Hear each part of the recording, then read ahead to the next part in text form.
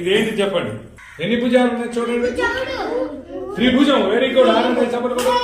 మరి ఇది త్రిభుజం. Very good. ఇది చతురస్రం. Very good. మరి ఇది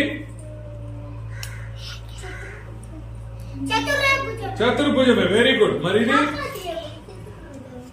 ఇది చూడండి ఎన్ని ఉన్నాయో. 4 ఉంటే ఏమంటావు?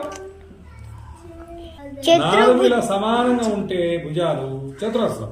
లేవు కాబట్టి ఇప్పుడే కదా చెప్పారు. ఇది చతుర్భుజము అంతే. మరి ఇది ఎన్ని భుజాలు చూసుకోండి. 4 మరి చతుర్భుజం. మరి ఇది ఎన్ని ఉన్నాయి చూడు. 5 ఉంటే ఏం చెప్పాను? పంచభుజి. మరి ఇది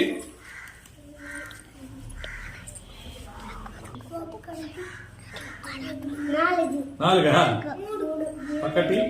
1 2 3 4 5 ఉంటే 5 భుజం కాదు, పంచభుజి. ఇది ఎన్ని భుజాలు చూడండి. 1 2 కాబట్టి చతుర్భుజం. ఇది ఎన్ని చూడండి. 4 అంటే చతుర్భుజం. ఇదిగో పైన కూడా మనం లెక్కేసుకోవచ్చు. ఒకటి పెద్దది చిన్న రకరకాలు. మరి ఇదే నిన్న చూడండి.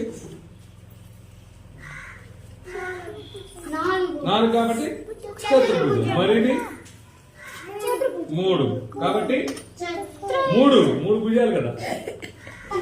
త్రిభుజము. ఇది త్రిభుజము. ఇది చూడండి. మరి ఇది దీర్ఘ చతురస్రం. ఇది కూడా చతుర్భుజమే. దీర్ఘ. Very good. అంటే ఇటు పొడవు, ఇది వెడల్పు అంటాం. అంటే చక్కగా ఉంటాయి. దీన్ని 90 డిగ్రీలు అంటారు. దీన్ని ఇలా ఉంటేనేమో చతురస్రం, ఇలా ఉంటే దీర్ఘ చతురస్రం. అయితే ఈ 4 భుజాలు ఉండేటన్ని కూడా చతుర్భుజాలే. మరి దీన్ని ఏమంటాం? వృత్తము. ఇదేంటి? ఇది అట్లా లేదుగా. Very good. దీర్ఘ వృత్తం. సభా సపోర్ట్ కొట్టండి. పాయింట్ వస్తుంది. పాయింట్ వచ్చేసింది. దీర్ఘ వృత్తము. ఓకేనా? ఇవి మనము గణిత ఆకారాలు అంటాం. అయితే ఈ ఆకారాల్లో ఏదన్నా మీకు తెలిసినటువంటి వస్తువులుగా ఏమైనా చూసారా? ఇట్లా గ్లాస్. Very good. అట్లా వీటిల్లో ఈ ఆకారంలో ఏమైనా ఉన్నాయా? బాల్. ఇంకా వీటిలో ఏ ఆకారమైనా ఉన్నాయా?